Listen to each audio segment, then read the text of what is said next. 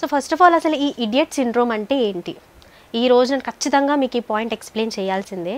ఎందుకంటే కరెంట్లీ మనమున్న జనరేషన్లో ప్రతిదీ కూడా ఆన్లైన్లో ట్రాక్ చేసుకోనో, ఆన్లైన్లో మనం దాన్ని ఎగ్జామిన్ చేసుకొని ఒక ప్రాబ్లమ్ని జడ్జ్ చేసుకుంటాం. లైక్ ఒక హెడేక్ వస్తే దాన్ని ట్రాక్ చేసుకొని సొంతంగా ఇంటర్నెట్లోనే బ్రౌజ్ చేసుకొని ఓకే ఇది అవ్వచ్చు, దీనికి ఈ పారాసిటమాల్ తీసేసుకుందాం, దీనికి హెడే ట్యాబ్లెట్ తీసుకుందామని.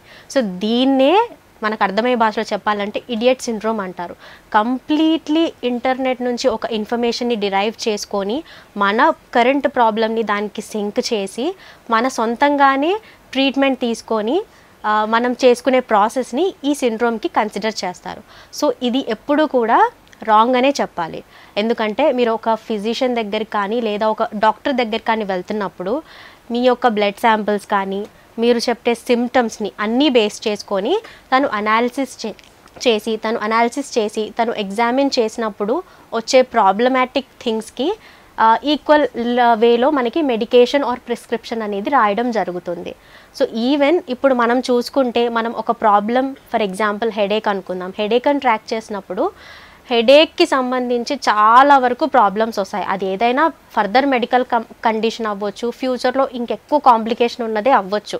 సో అలాంటివన్నీ చూపిస్తాయి. సో అందులో మనం ఏదని కన్ఫర్మ్ చేసుకుంటాము, లేదా ఒకవేళ నిజంగానే అదొక మేజర్ ప్రాబ్లమే అనుకుందాము, మేజర్ ప్రాబ్లం వల్ల మనకి తరచూ హెడేక్ వస్తూ ఉంటుంది అనుకుందాము.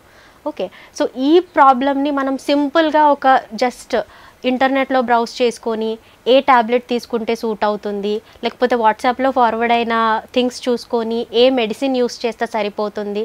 సో ఇంత కాంట్రాస్ట్గా చేసినప్పుడు ఆ ప్రాబ్లం తగ్గకపోగా ఇంకా ఫ్యూచర్లో ఫర్దర్ కాంప్లికేషన్స్ ఎక్కువయ్యే ఛాన్సెస్ ఉంటాయి. సో ఎప్పుడు కూడా ఏదైనా మీకు ప్రాబ్లం అనిపిస్తే immediately go and consult your consultant doctor.